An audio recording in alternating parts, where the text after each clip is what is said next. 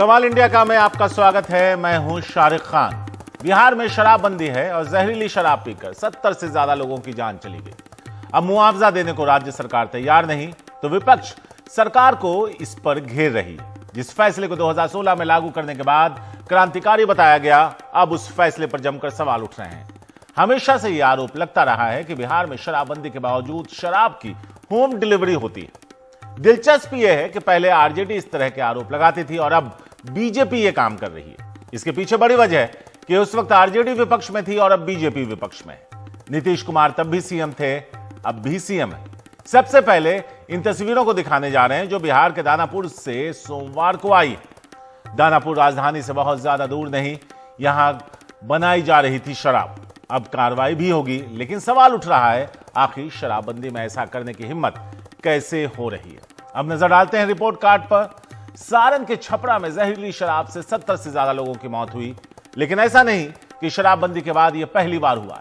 बिहार में लगातार जहरीली शराब से जुड़े मामले सामने आते रहे। 14 दिसंबर 2022 सारण में जहरीली शराब पीने से 70 से ज्यादा की मौत। 4 अगस्त इसी साल 2022 में सारण में ही जहरीली शराब पीने से 11 मौत, कई बीमार। 2 अगस्त को यानी इसी साल सारण में ही रामदासपुर गांव में 2 लोगों की जहरीली शराब पीने से जान गई। जुलाई 2022 पटना में 2 लोगों की जहरीली शराब पीने से मौत। 18 से 22 मार्च 2022 भागलपुर, बांका, मधेपुरा, सीवान में कुल 42 मौतें। जनवरी 2022 सारण में 5 लोगों की जहरीली शराब पीने से जान गई। नवंबर 2021 की बात करें तो जहरीली शराब से 39 मौतें हुई। पश्चिमी चंपारण में 16 मौतें। लेकिन बिहार सरकार के आंकड़े सवालों में घिरे हैं। एनसीआरबी का आंकड़ा कहता है कि बिहार में 2016 से 2021 के बीच बिहार में सिर्फ 23 लोगों की मौत हुई, लेकिन 2016 से 2021 के बीच जहरीली शराब से मौत के कई मामले सामने आए, जिसका जिक्र अभी हम आपसे कर रहे थे। एक मीडिया रिपोर्ट के मुताबिक 2021 में जहरीली शराब से 60 से ज्यादा लोगों की मौत हुई। मीडिया रिपोर्ट्स में यह भी कहा गया कि 2021 में 13 मामले सामने आए। अब खबरों की माने तो कम से कम 2016 से 2021 के बीच 150 से ज्यादा लोगों की मौत जहरीली शराब से हुई। इस दौरान भागलपुर, गोपालगंज, मुजफ्फरपुर सहित कई जिलों से जहरीली शराब से जुड़ी खबरें सामने आती रहीं। अब सवाल उठ रहा है, क्या नीतीश कुमार ने कह दिया मुआवजा नहीं देंगे, इसका क्या असर पड़ेगा? सबसे बड़ा असर जो दिख रहा है कि ऐसी घटनाएं होंगी, लेकिन परिजन शायद ही इसे मानेंगे, क्योंकि उस सूरत में उन्हें ना मुआवजा मिलेगा और हो सकता है उल्टे पुलिस कार्रवाई का सामना करना पड़े। विपक्ष अड़ा है, सरकार को मुआवजा देना होगा। वहीं बिहार के मद्य निषेध मंत्री सुनील कुमार ने कहा कि शराब पीकर मरने वालों को मुआवजा देने का कहीं कोई प्रावधान नहीं है। ऐसे में बड़ा सवाल यह उठ रहा है कि इससे पहले जिन जिलों में शराब से मौतें हुई, क्या वहां सरकारों ने कोई मुआवजा नहीं दिया? अगर दिया तो किन प्रावधानों से मुआवजा दिया गया? क्या मुआवजा नहीं देने से ऐसी घटनाएं बंद हो जाएंगी? क्या शराब बेचने वालों पर बिहार में सही तरीके से कार्रवाई हुई है? कई सवाल जो अब पूछे जा रहे हैं। तो बिहार में जहरीली शराब से मौतों का आंकड़ा 70 पार कर गया। इस मामले में बिहार विधानसभा में जमकर हंगामा भी हुआ। अब बिहार सरकार एक्शन में है और कई जगहों पर छापे मारे जा रहे हैं। कई अवैध शराब कारोबारियों की गिरफ्तारी भी हुई है। राष्ट्रीय मानवाधिकार आयोग ने इस मुद्दे पर बिहार सरकार को नोटिस भेजा है, लेकिन बिहार सरकार ने मानवाधिकार आयोग के नोटिस पर विरोध जताया। बिहार के वित्त मंत्री विजय चौधरी का कहना है कि जब दूसरे राज्यों में, खासकर बीजेपी शासित राज्यों में ऐसे हादसे होते हैं तो इस पर आयोग क्यों मौन रहता है?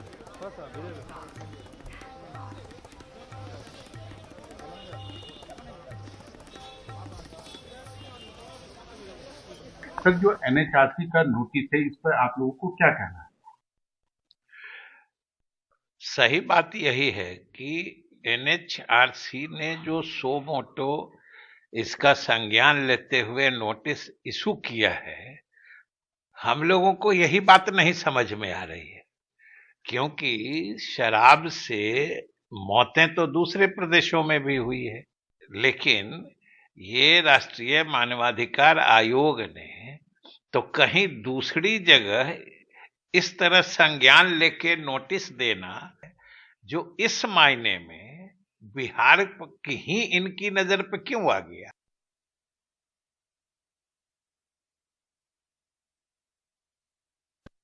हमारे साथ है एलजेपी के चिराग पासवान। आपने बिहार में शराबबंदी का मुद्दा उठाया, लोगों से मौत का मुद्दा उठाया। नहीं, बिल्कुल भाई, जिस तरीके से एक के बाद एक हत्याओं की श्रृंखला और जिस तरीके से आंकड़ों को छुपाने का प्रयास किया जा रहा है, हत्याओं को दबाने का प्रयास किया जा रहा है, ऐसे में संसद खामोश नहीं रह सकता।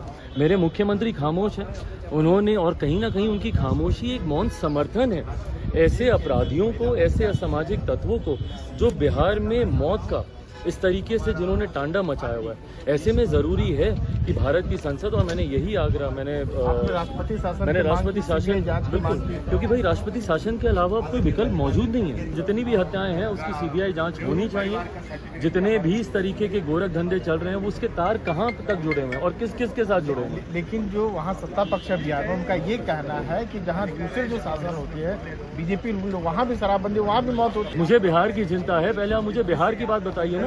आपको मुख्यमंत्री बिहार के लिए चुना है, जिस दिन कोई दूसरे राज्य के लिए चुना जाएगा उस दिन उस राज्य के आप आंकड़े बताइए। सवाल को उनका ये कहना है कि SIT जांच हो रही है और जो भी दोषी उसके खिलाफ कार्रवाई हो रही है और आप लोग राजनीति कर रहे हैं। आप किसके खिलाफ कार्रवाई हुई है भाई? आज भी आप जाकर देख लीजिए, बिहार की जेलों में सिर्फ समाज के गरीब, वंचित, शोषित वर्ग से आने वाले लोग ही हैं। पासी समाज के लोगों को ताड़ी बेचने के आरोप में ये लोग शराबबंदी की धाराएं लगा देते हैं।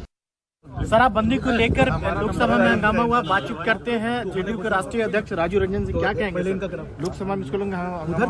लोकसभा में हमने एक सवाल उठाया था, क्योंकि राष्ट्रीय मानवाधिकार आयोग ने सूचना दिया है बिहार की सरकार को कि हम इसकी जांच करने आएंगे। मेरा कहना है कि ये जो शराबबंदी और शराबबंदी में जो जहरीली शराब पीने से लोगों की जो मौत हुई है, ये मानवाधिकार उल्लंघन का मामला नहीं है, ये आपराधिक कृत्य और जहरीली शराब बनाना और लोगों को पिलाना एक क्रिमिनल ऑफेंस है।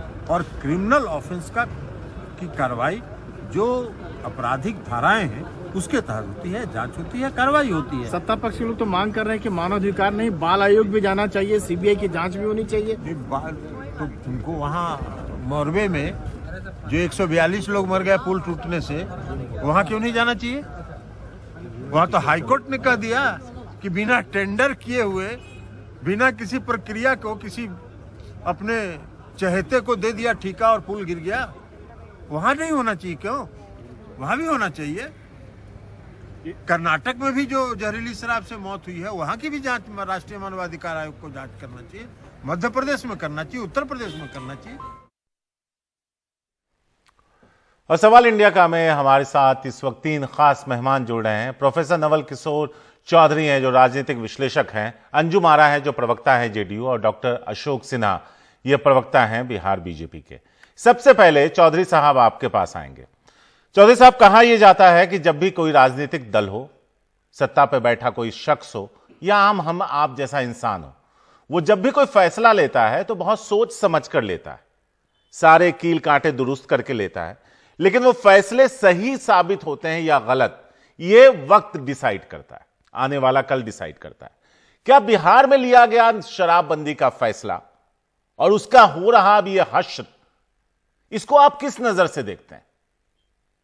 देखिए, फैसला सोच समझकर ही लिया गया होगा, खासकर जब फैसला लेने वाले माननीय मुख्यमंत्री नीतीश कुमार हों।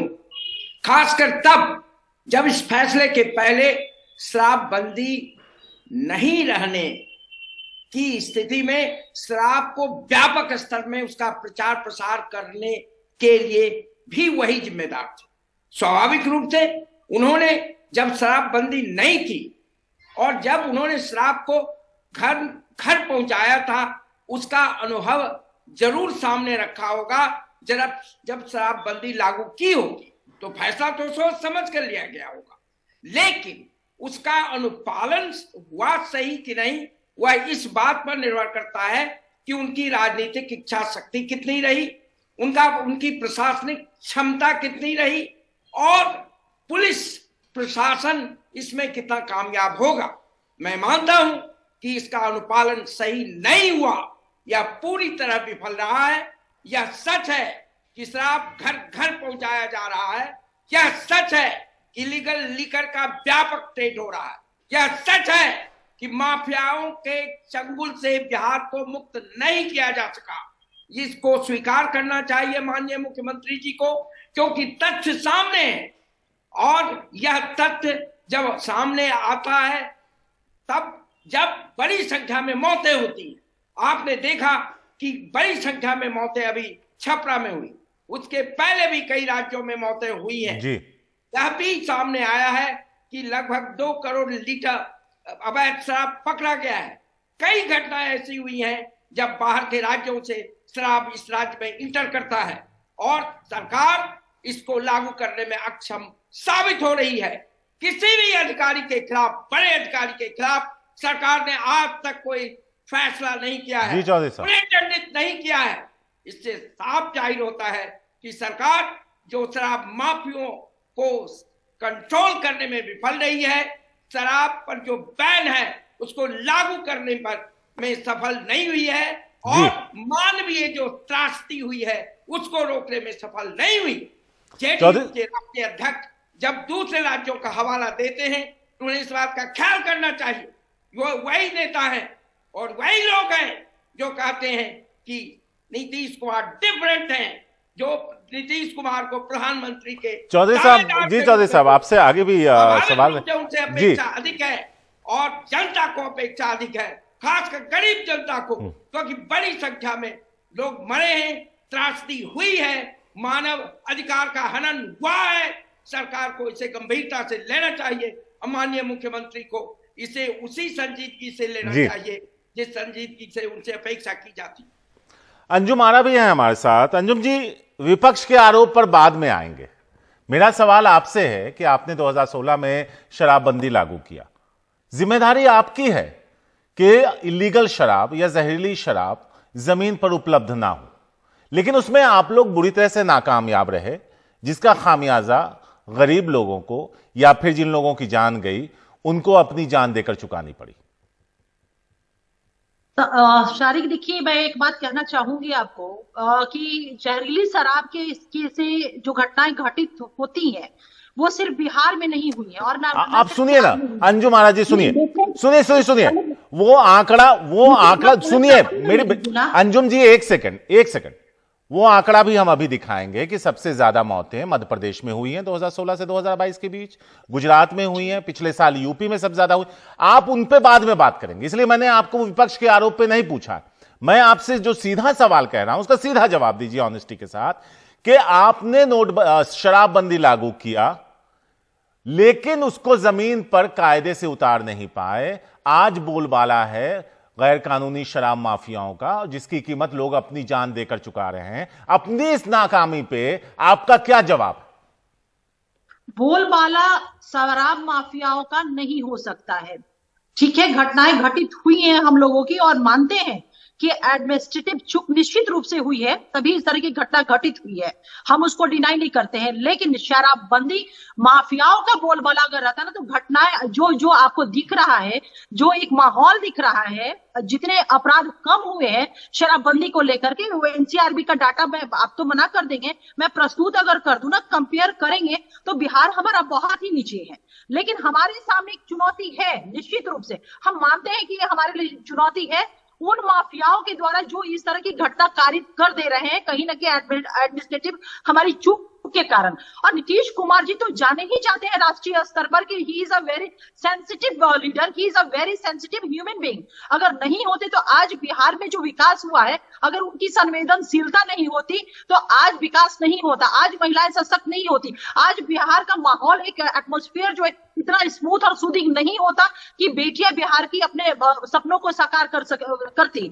तो निश्चित रूप से एक ट्रस्ट करना हो। लेकिन जिस तरह से भारतीय जनता पार्टी एक नैरेटिव बनाने की कोशिश कर रही है, और तब हम लोग एग्जाम्पल, क्योंकि वो अपना सियासत करना चाह रही है और हम लोग कह रहे हैं कि हम लोग सियासत आपको नहीं करने देंगे, तब हम लोग एग्जाम्पल गुजरात का, कर्नाटक का, मध्य प्रदेश का और करके उनको आईना दिखाते हैं। ठीक है, अशोक सिन्हा जी भी हमारे साथ हैं। सिन्हा जी, मेरा सवाल एक था, ये पहली बार तो हुआ नहीं कि जहरीली शराब पीने से लोगों की मौत हुई। जब आप गठबंधन में थे, सत्कार में शामिल थे, तब भी यह होता रहा था। तो आप ही लोग उस वक्त ठीक कर दिए होते तो आज ये नौबत नहीं आती। पहली बात तो कि मैं ये बता दूं कि ये आदरणीय नीतीश कुमार जी का पेट डिसीजन है। ये उनका फेवरेट एक डिसीजन था, जिसमें नेचुरल है, हम एलाइज हैं, तो उनके बात को हम लोगों ने समर्थन किया और एक अच्छा इंटेंशन भी था। लेकिन अब देखिए कि इसके पहले जो जितना अभी चौधरी जी ने कहा कि आप एक ही बताइए, इस डिसीजन के पहले नीतीश कुमार जी का यह भी डिसीजन था कि उन्होंने घर घर शराब पहुंचा दिया, तो लोगों का मोटिवेशन वहां है। अब इनको मोटिवेट बिना किए हुए कि ये खराब चीज है, इन्होंने खुद थोड़ा दिन पहले फैसला किया था कि घर घर तक शराब पहुंचाएं। अब उसके बाद इतना ड्रास्टिक रूप से ये डिसीजन लिया इन्होंने, और उसके अनुरूप ये खुद यहाँ के होम मिनिस्टर भी हैं। अब तो शराब पीना तो एक सेकेंडरी चीज हो गया। अब एक चीज देखिए कि जहरीली शराब को रोकने में नीतीश कुमार जी पूरी तरह से विफल रहे। आज भी देखिए कितने मीडिया हाउस जो है वो दिखा रहे हैं कि किस तरह से राजधानी पटना में भी है। और मैं एक चीज बताऊं, ये नालंदा के रहने वाले हैं, इनको खूब पता है कि नालंदा में बड़ी पहाड़ी, छोटी पहाड़ी और हर जगह, हिलसा में, एकंगर में, हर जगह पे कहां नकली शराब मिलता है। हम लोगों ने पीपुल्स रिप्रेजेंटेटिव होने के चलते बहुत बार खबर किया है, एक भी किसी डीएसपी तक को, एसडीओ को, डीएम को, एसपी को इन्होंने कभी एक्शन नहीं लिया। अगर एक जिले में भी ये किसी ऊपर से लेकर नीचे अधिकारी को एक्शन ले लेते तो ये अपने आप रुक जाता। ये अब मुद्दा सिन्हा जी, शराबबंदी एक सवाल आपसे और था। यूपी का जिक्र करते हैं, मध्य प्रदेश का जिक्र करते हैं। 2016 से 2022 के बीच में सबसे ज्यादा मौतें जहरीली शराब पीने से मध्य प्रदेश में हुई। पिछले साल का आंकड़ा देखें तो यूपी उसमें टॉप रहा। तो वहां भी कुछ करते नजर आते, वहां काहे नहीं बोल रहे होते आप लोग? आप एक चीज देख लीजिए शरीफ भाई, यूपी में और मध्य प्रदेश में तो शराबबंदी नहीं है। अब पूरे इन टोटलिटी देखिए, ये पहले तो करीब 1000 जिस राज्य में शराबबंदी नहीं है, सुनिए सिन्हा जी, जिस राज्य में शराबबंदी नहीं है, अगर वहां आंकड़ा आसमान छू रहा है और वो टॉप कर रहा है तो ज्यादा गंभीर मामला है। आप एक तब तक तो आप मान के चलिए कि मान लिया कि किसी स्टेट में वन ऑफ अफेयर है, लेकिन यहां तो ये रेवेन्यू भी लॉस कर रहे हैं और कंट्रोल भी नहीं कर रहे हैं। सवाल का जवाब नहीं दे रहे आप। नहीं, मैं कह रहा हूं कि दूसरे स्टेट में अगर हो रही है तो दूसरे स्टेट, मैं कहां कह रहा हूं कि दूसरे स्टेट ठीक कर रहे हैं, तो उसके चलते ये क्यों बंद कर रहे हैं अपना शराब क्यों बंद कर रहे हैं, रेवेन्यू लॉस क्यों कर रहे हैं? दोनों चीज हो रहा है। अगर नहीं शराबबंदी हो तब भी मर रहे हैं लोग, शराबबंदी हो तब भी मर रहे हैं, तो फिर ये शराबबंदी का ये नाटक क्यों कर रहे हैं? हर करीब 30-35 हजार करोड़ इन्होंने क्यों लॉस करा दिया बिहार का रेवेन्यू, जो दूसरे जगह पे होता। नवल किशोर चौधरी भी है हमारे साथ। चौधरी जी, अभी आपसे मेरा सवाल था कि अगर हम देखें, आंकड़ों पे नजर डालें तो मध्य प्रदेश टॉप पे, जहां शराबबंदी नहीं है। यूपी में भी ये मौतों का सिलसिला है, गुजरात में शराबबंदी हमेशा से रही है, वहां इस तरह की मौतें आती हैं, वो आंकड़ा हम दिखा भी रहे हैं। तो मेरा सवाल यह था कि सिर्फ एक राज्य और उसकी सरकार को इस तरह से टारगेट करना, क्योंकि अगर देखें तो एक के बाद एक कई राज्य ऐसे हैं जहां इस तरह की मौतें हो रही हैं और प्रशासन उस पर नकेल कसने में नाकामयाब रहा है। आप जो कह रहे हैं बिल्कुल सही है, क्योंकि यह सवाल किसी एक राज्य का नहीं है, लेकिन यह कह करके कि इन्फ्लेशन ग्लोबल प्रॉब्लम है, अनएम्प्लॉयमेंट ग्लोबल प्रॉब्लम है, करप्शन ग्लोबल प्रॉब्लम है, प्रशासनिक अक्षमता ग्लोबल प्रॉब्लम है, हम बच नहीं सकते। यह सिर्फ कांग्रेस, बीजेपी और जेडीयू का सवाल नहीं है जी, यह बिहार की जनता का सवाल है, यह मेरे जैसे नागरिक का सवाल है। यह सही है कि बीजेपी इसका राजनीतिक लाभ उठाना चाहती है, यह सच है कि बीजेपी नीतीश जी के साथ थी, लेकिन हमें बिहार की जनता को इस बीजेपी और जेडीयू से सिर्फ मतलब नहीं है। हमें मतलब है कि अगर शराबबंदी ठीक से नहीं लागू आप कर सकते हैं तो क्यों लागू किए हुए? हमें सरकार की अकाउंटेबिलिटी चाहिए। ये रेवेन्यू लॉस कर रहे हैं, नीतीश जी की अकाउंटेबिलिटी चाहिए। अंजुम आरा जी, आपसे जी, अंजुम आरा जी एक बात बताइए। दूसरे राज्य अक्षम है, दूसरे राज्यों में ये हत्याएं हो रही है, दूसरे लोग असफल है हत्याओं को, इसीलिए हम इसको अलाउ करें, यह तर्क नहीं हो सकता है, बिल्कुल यह कुतर्क है। और बिहार की जनता का सवाल है, अगर आप लागू नहीं कर पा रहे हैं, और जैसा मैंने कहा कि शराबबंदी का सवाल केवल अवैध शराब के चलन तक सीमित नहीं है, ये एक बड़ा सवाल है बिल्कुल। और ये व्यापक सवाल है और ये केवल मौतों तक सीमित सवाल नहीं है। अगर नीतीश जी गंभीर नहीं है इसको लागू करने के लिए तो इसको खत्म करें और देश की जनता के सामने ये बताएं कि वो इस शराबबंदी कानून को लागू करने में सक्षम नहीं हुए। अंजुम आरा जी, चौधरी जी, अंजुम आरा भी है हमारे साथ। अंजुम जी, आपसे मेरा दो सवाल था। पहला कि मुआवजा देने को लेकर के क्या परेशानी है, मुआवजे की मांग हो रही है, सीपीआईएमएल जो आपके सहयोगी है उसने भी कहा है कि मुआवजा मिलना चाहिए। दूसरा, अगर एक फैसला बैकफायर कर गया है तो उसे वापस ना लेने की क्या जिद है, क्योंकि सब साथ हैं, बीजेपी कह रही है वापस ले लो, हम साथ हैं। नहीं सर, बीजेपी के प्रवक्ता बैठे हुए, आप पूछ लीजिए, वो शराबबंदी के पक्ष में है सर्वसम्मति से, चाहे वो विपक्ष हो या पक्ष हो। बिहार में सभी लोगों ने शपथ लेकर के सर्वसम्मति से तय किया था। ये बहुत क्लियर है। अभी बैठे हुए प्रवक्ता वो कहेंगे कि नहीं हम शराबबंदी के पक्ष में। दूसरी चीज, जो चौधरी सर हमारे हैं, हमारे गुरु रहे हैं, वो हम लोग के बहुत ही सम्मानित हैं। सर को मैं एक चीज कहना चाहूंगी कि कहते हैं कि अगर शराबबंदी नहीं प्रशासनिक चूक हो रही है और घटनाएं घटित हो रही तो वो वापस ले ले। सर मैं आपको एक दिखाना चाहती हूँ एनसीआरबी का डाटा, जो 2005 में हमारे यहाँ शराबबंदी थी नहीं थी तब 67 मौतें हुई थी, 67 मौतें हुई थी जहरीली शराब से। लेकिन जब 2016 में शराबबंदी हुई तो ये मौतें घट करके, ये डाटा घट करके 5 हुआ, उसके बाद 0 पे गया। तो शराबबंदी का एक सामाजिक बुराई है, इसे मानना होगा हम लोगों को। गांधी के सपनों का भारत वो भारत है जिसमें शराब नहीं है, नशा नहीं है, और इसके लिए सभी पॉलिटिकल पार्टी ने, बिहार के सभी पॉलिटिकल पार्टी ने सर्वसम्मति से पहल की, आगे कदम बढ़ाया और इसका इंपैक्ट दिखा है। हम मानते हैं कि घटनाएं ये सिर्फ देखिए, सिर्फ बिहार में जहरीली शराब नहीं, ये पूरे प्रांतों में आप देखेंगे हमेशा किसी हर स्टेट से वो खबर आती है। तो मुझे लगता है कि ये पूरा एक नेशनल विषय है और केंद्र को हस्तक्षेप करना चाहिए। गुजरात में कैसे जहरीली शराब से मौत हो रही है, वहां भी तब तो एडमिनिस्ट्रेटिव फेलियर है, यूपी में एडमिनिस्ट्रेटिव फेलियर है, कर्नाटक में एडमिनिस्ट्रेटिव फेलियर है, हर जगह वो चीजें हो रही। तो मुझे लगता है कि शराबबंदी को बंद करने के लिए हम एडवोकेसी ना करते हुए या अपने एक पॉजिटिव दिशा में अपना मत ना देते हुए, बल्कि हम ये माने कि शराबबंदी समाज की बुराई को खत्म करने के लिए, आज पूछिए उन महिलाओं से जो जिनके साथ डोमेस्टिक वायलेंस होता था, पूछिए उन महिलाओं से जो विमेन एट्रोसिटीज की शिकार होती थी, पूछिए उन महिलाओं से जो ईव टीचिंग की शिकार हुआ करती थी। हमारी अशोक सिन्हा से जवाब ले लेते हैं। सिन्हा जी, के कारण इन्वायरमेंट बन पाया है। आपने अपनी बात रख दी। सिन्हा जी, मेरा सवाल आपसे था, सवाल सुन लीजिए। माफियाओं के खिलाफ जी, अंजुम जी समझ गए, 2 मिनट दे दीजिए। सिन्हा जी, मेरा सवाल आपसे एक और था, जो विपक्ष आरोप लगा रहा है कि एनएचआरसी ने बड़ा तत्परता दिखाई, चिट्ठी भी लिख दी, पहुंच भी गए।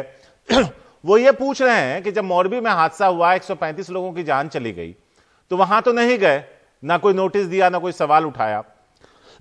तो सवाल ये था, विपक्ष का आरोप यह है कि जैसे ईडी और सीबीआई है, उसी तरह से अब आप एनएचआरसी का भी इस्तेमाल कर रहे हैं।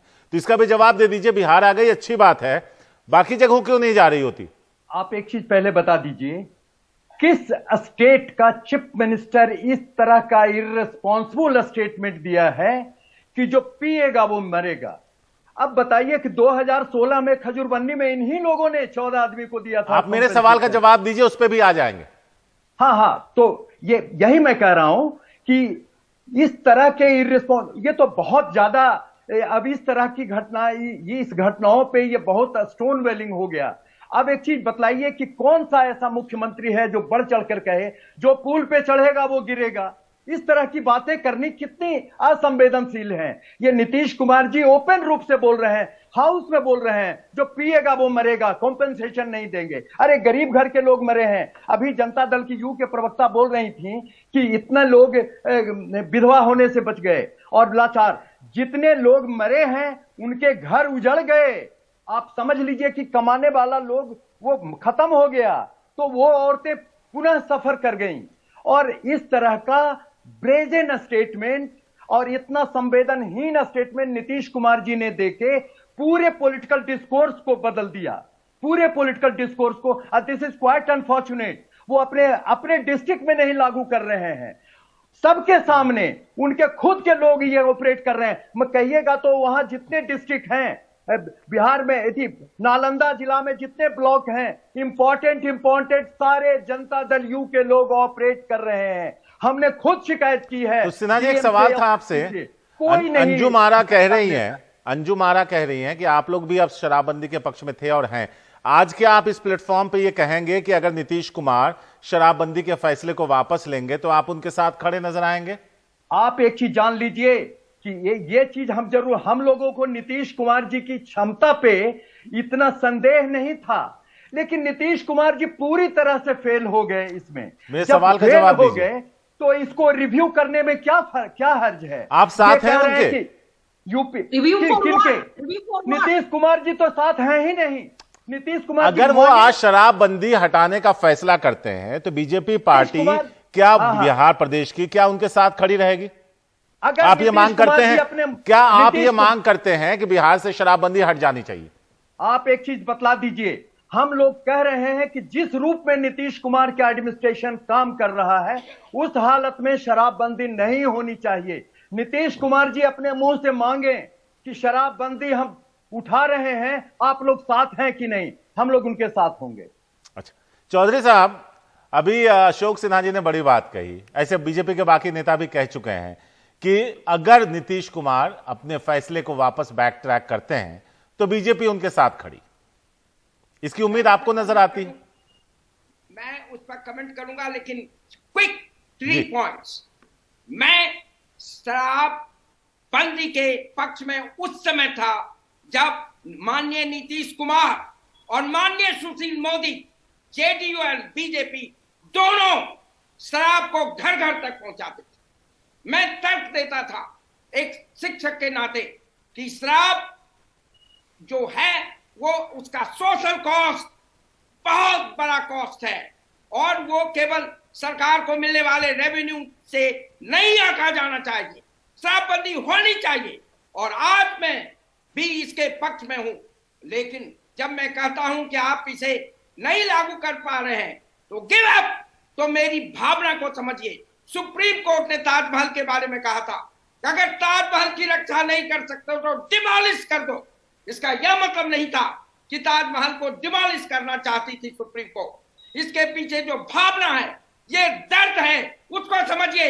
नीतीश कुमार, सुशील मोदी ने घर घर तक शराब पहुंचाया था और आज जब माननीय मुख्यमंत्री उसको लागू कर रहे हैं शराबबंदी को, तो मैं उनसे अपेक्षा करता हूं कि वो जवाब दे कि क्यों नहीं सख्ती से लागू हो पा रहा है।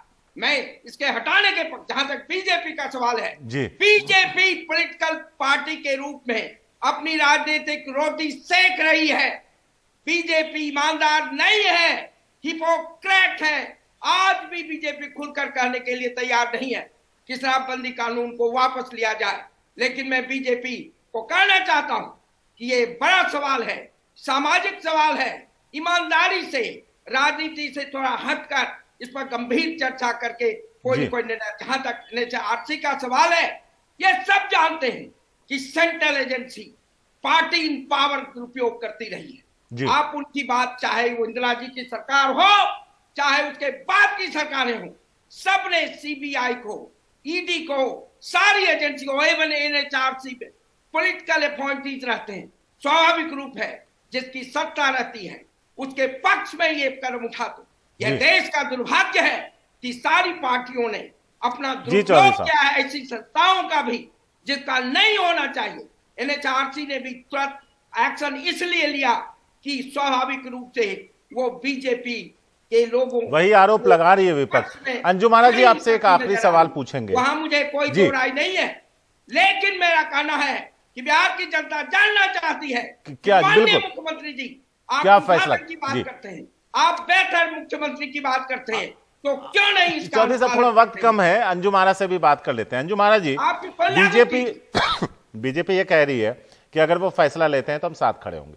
चलिए मान लिया कि नीतीश कुमार और उनकी सरकार शराबबंदी पे पीछे नहीं हटना चाहती, लेकिन आप लोगों की जिम्मेदारी ये बनती है कि अगर आपने शराबबंदी लागू की है तो वो जमीन पर उसका असर दिखे।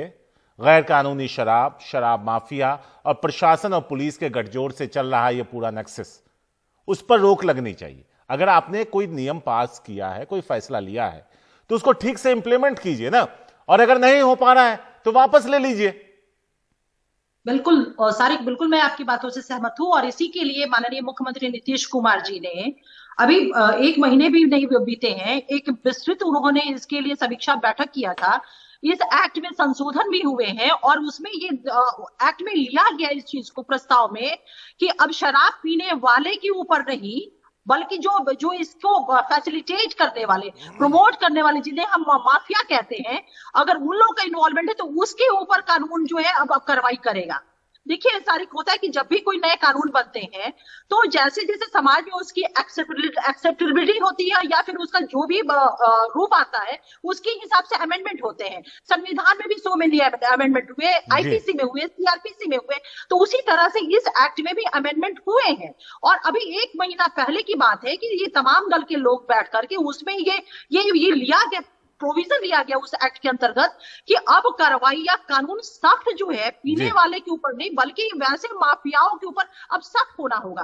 तो सरकार उस दिशा में काम कर रही है, संवेदनशील है। अभी हमारे बीजेपी के प्रवक्ता कह रहे थे कि नीतीश कुमार, चलिए हम आप वो पक्ष विपक्ष चलता रहेगा, आपने अपनी बात रख दी। मेरा आखिरी में एक लाइन मैं ये कहना चाहता हूं कि आपने नोटबंदी लागू की, माफ कीजिएगा नोटबंदी मुंह में आ रहा, शराबबंदी लागू की, उसको इंप्लीमेंट करना और लोगों की इस तरह से जान ना जाए ये आपकी जिम्मेदारी है।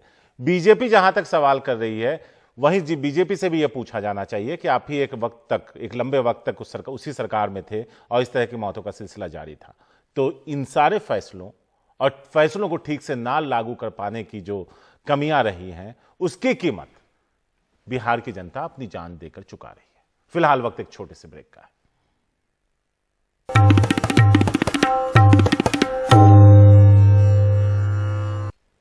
आज संसद में कांग्रेस अध्यक्ष मल्लिकार्जुन खड़गे के बयान पर संसद में जमकर हंगामा हो गया। बीजेपी कांग्रेस अध्यक्ष के बयान पर उनसे माफी की मांग कर रही है। हालांकि मल्लिकार्जुन खड़गे ने अपने बयान पर माफी मांगने से साफ इनकार करते हुए कहा कि मैं अभी भी अपने बयान पर कायम हूं। बीते दिन ही कांग्रेस के दिग्गज नेता खड़गे ने आजादी में बीजेपी की भूमिका पर एक बयान दिया था जो अब विवादों में आ गया। नेता प्रतिपक्ष और कांग्रेस के अध्यक्ष खड़गे ने कहा कि उन्होंने जो कहा सदन के बाहर कहा और वो अपने बयान पर कायम है। वहीं बीजेपी कह रही है कि खड़गे की भाषा अमर्यादित है। अब भी कह रहा हूं, इनका आजादी में कोई योगदान नहीं है। मल्लिकार्जुन खड़गे ने अपनी बात फिर से दोहराई। उन्होंने कहा कि हमारे दो नेताओं ने सबसे बड़ा बलिदान दिया।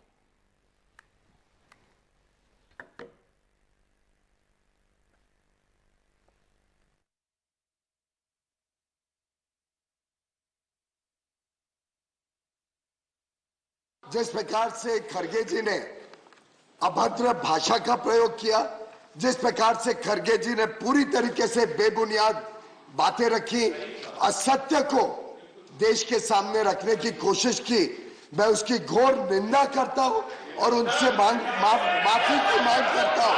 उन्होंने माफी मांगनी चाहिए भारतीय जनता पार्टी से, माफी मांगनी चाहिए सदन से, जिसके अधिकांश मेंबर भारतीय जनता पार्टी के। उन्होंने माफी मांगनी चाहिए भारतीय जनता पार्टी से और उन्होंने माफी मांगनी चाहिए इस देश की जनता से।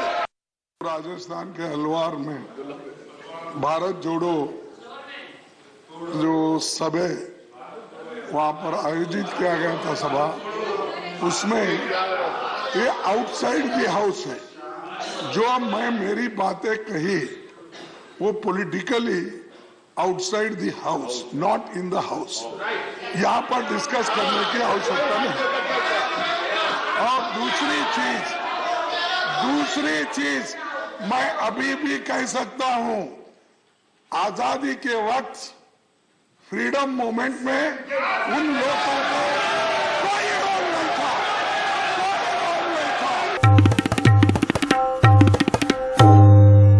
सवाल इंडिया का में अब बात करते हैं इलाहाबाद विश्वविद्यालय की, जहां फीस वृद्धि के मुद्दे पर कल जमकर हंगामा और हिंसा देखने को मिली। हिंसा और बवाल को देखते हुए आज एक दिन के लिए यूनिवर्सिटी बंद रखा गया है। दरअसल फीस बढ़ोतरी के मुद्दे पर काफी दिनों से खींचतान चल रही है। कल विश्वविद्यालय के छात्र फीस बढ़ाने के मुद्दे पर प्रदर्शन कर रहे थे। इसी दौरान माहौल बिगड़ गया। आंदोलन कर रहे छात्रों और विश्वविद्यालय के सुरक्षा कर्मचारियों के बीच झड़प भी हुई। पथराव हुआ और एक बाइक में आग लगा दी। बाद में पुलिस ने दखल दिया, जिसके बाद एक पूर्व छात्र की शिकायत पर 43 सिक्योरिटी गार्ड के खिलाफ हत्या की कोशिश का केस दर्ज कर लिया गया।